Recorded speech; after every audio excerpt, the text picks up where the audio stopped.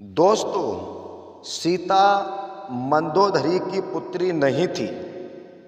जी हाँ दोस्तों, ये कमेंट हमारे पास शशि भूषण प्रसाद श्रीवास्तव जी ने भेजा है। दोस्तों, कुछ दिन पहले मैंने एक वीडियो बनाया था और उस वीडियो में जो मैंने थंबनेल लगाया था, उस थंबनेल पर मैंने ये लिख दिया था, सीता ना रावण की पुत्री थी और ना ही जनक की पुत्री थी। दोस्तों, सीता मंदोदरी के गर्भ से पैदा हुई थी और इसलिए मैंने उस वीडियो में ये बताया था कि सीता जी केवल मंदोदरी की ही पुत्री थी। जी हाँ दोस्तों, और शशि भूषण प्रसाद श्रीवास्तव जी ये कह रहे हैं कि सीता मंदोदरी की पुत्री नहीं थी। तो दोस्तों, आज की वीडियो में हम आपको फिर से ये बताएंगे कि सीता वास्तव में मंदोदरी की पुत्री ही कैसे थी। दोस्तों, इस वीडियो को आप पूरा ज़रूर देखें ताकि आप लोग भी अच्छी तरीके से समझ सकें, क्योंकि दोस्तों आजकल टेक्निक और साइंस का ज़माना है। जी हाँ दोस्तों, और दोस्तों अभी इस वीडियो को लाइक करके अगर चैनल पर आप पहली बार जुड़े हैं तो चैनल को भी आप सब्सक्राइब करके बेल आइकन को प्रेस जरूर कर लें। दोस्तों, आइए देखते हैं इनका कमेंट क्या है। सीता मंदोदरी की पुत्री थी या नहीं थी? इन्होंने ये लिखा है सीता मंदोदरी की पुत्री नहीं थी। तो आपकी जानकारी के लिए दोस्तों बता दें कि लंकापति रावण जो था वो महात्माओं से टैक्स लिया करता था दोस्तों, और एक बार महात्माओं ने टैक्स नहीं दिया तो इसी रावण ने महात्माओं के शरीर से उनका खून निकलवा लिया था। दोस्तों, ये प्रमाण हमें अद्भुत रामायण में मिलता है। जी हाँ दोस्तों, और उस खून को एक घड़े में बंद करने के बाद जिस समय रावण चला था तो महात्माओं ने रावण को ये श्राप दिया था कि हे लंकापति, इसी मेरे खून के द्वारा ही तेरे संपूर्ण परिवार का विनाश होगा, यानी तेरा विनाश जरूर होगा। तो रावण समझ गया था कि महात्माओं का श्राप लगा है, क्या करें। तो दोस्तों, एक विद्वान तो ये कहता है कि लंकापति रावण सीधे उस घड़े को अपने लंका में नहीं ले गया था, बल्कि वह महाराज जनक से बैर मानता था और महाराज जनक के खेतों में उसने गाड़ दिया था।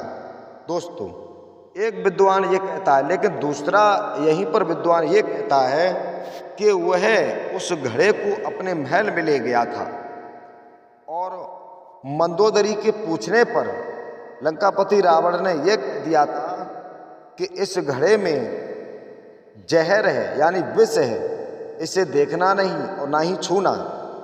इतनी कहने के बाद घड़ा उसने एक जगह रख दिया और हिमालय पर्वत पर यानी तपस्या करने के लिए चला गया। दोस्तों, रावण ने तपस्या हजारों वर्ष तक की, लेकिन इधर मंदोदरी को काम जागृत हुआ तो मंदोदरी ने रावण को बुलवाया था, परंतु रावण लौट करके नहीं आया तो मंदोदरी को क्रोध आ गया।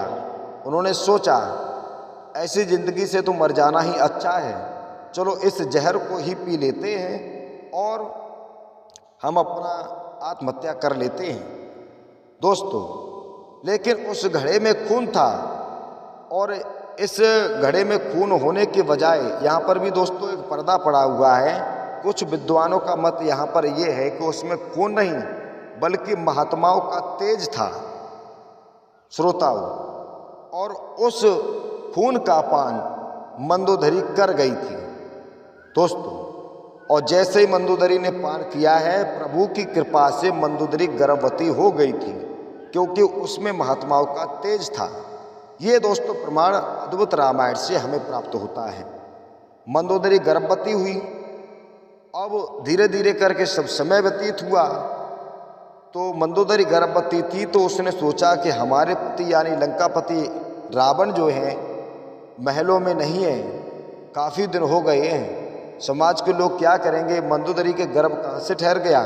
तो लोग लज्जा के कारण मंदोदरी जो थी अपने पास, रावण के पास एक पुष्पक विमान था तो उसने उस घड़े को उठाया और पुष्पक विमान में बैठ करके समुद्र के पार यानी उस जनकपुरी की तरफ पहुंची और जनकपुरी में ही उस घड़े को महाराज जनक के खेतों में गाड़ दिया था।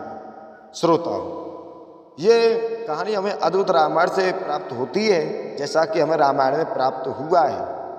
तो कन्या जो पैदा हुई थी पुष्पक विमान में ही जा रही थी, तो उस कन्या को ही मंदोदरी ने उस घड़े में रखा था और वह घड़ा जा करके महाराज जनक के खेतों में गाड़ दिया था। दोस्तों, तो इस प्रकार से उधर महाराज जनक को अपने खेतों में वो कन्या यानी सीता जी तो जो थी वो उनको मिली थी। लेकिन दोस्तों, केवल अब यहीं पर हम विचार कर रहे हैं। केवल मैंने ये कहानी उस वीडियो में विस्तार पूर्वक और समझाई है, लेकिन मैंने आपको अति संक्षेप में समझाया है। केवल यही मैंने विचार किया था कि मंदोदरी के ही गर्भ से पैदा हुई थी सीता जी, ना कि रावण के बिंदु से कोई संबंध था, न रावण और मंदोदरी का कोई विषय भोग संबंध हुआ था। और केवल मंदोदरी के गर्भ से पैदा हुई थी, इसलिए मैंने उस वीडियो में ये बताया था कि सीता जी मंदोदरी की ही पुत्री थी। अब दोस्तों, हमारे पास कई कमेंट आते हैं कि सीता जी मंदोदरी की नहीं तो महात्माओं की पुत्री हुई। दोस्तों नहीं, क्योंकि यहाँ पर साफ स्पष्ट ये होता है कि मंदोदरी को ये नहीं मालूम था कि इसमें तेज है। वो तो विष समझ करके उस खून का पान किया था, जिससे उनके गर्भ रह गया था। ये सब देवताओं की कृपा थी, भगवान की कृपा थी। और दोस्तों, कहानी तो बहुत लंबी है। क्यों मंदोदरी के गर्भ से ही सीता का जन्म क्यों हुआ, इसके पीछे भी मैंने एक वीडियो बनाई थी। तो दोस्तों, बहुत सारी रामायण के अंदर अलग अलग कहानियाँ मिलती हैं, केवल ये प्रमाण हमें अद्भुत रामायण से मिलता है। तो यहीं पर स्पष्ट होता है कि केवल मंदोदरी के गर्भ से पैदा होने के कारण ही माता सीता मंदोदरी की ही पुत्री थी। केवल मंदोदरी का विवाह जो था वो लंकापति रावण के साथ में हुआ था। तो दोस्तों, ये नारियों का सबसे बड़ा त्याग हमेशा से चला आ रहा है कि किसी भी बच्चे को संबोधित करते हैं तो उसके पिता के नाम से ही किया जाता है। तो इसलिए मंदोदरी का विवाह लंकापति रावण के साथ हुआ था। तो इसलिए हम कह सकते हैं कि सीता जी रावण की पुत्री थी और उधर सीता का पालन पोषण महाराज जनक ने किया था। तो कह सकते हैं कि सीता जी जनक की पुत्री थी। तो दोस्तों, वास्तव में तो ये कहना चाहिए कि सीता जी वास्तव में मंदोदरी की ही बेटी थी। तो दोस्तों, यहाँ पर इनके कमेंट का सही जवाब मैंने लगा दिया है। अगर दोस्तों वीडियो आपको अच्छी लगी तो वीडियो को जरूर लाइक करें, वीडियो को शेयर जरूर करें। चलिए दोस्तों, मिलेंगे कल एक नई वीडियो के साथ। तब तक जय श्री राम।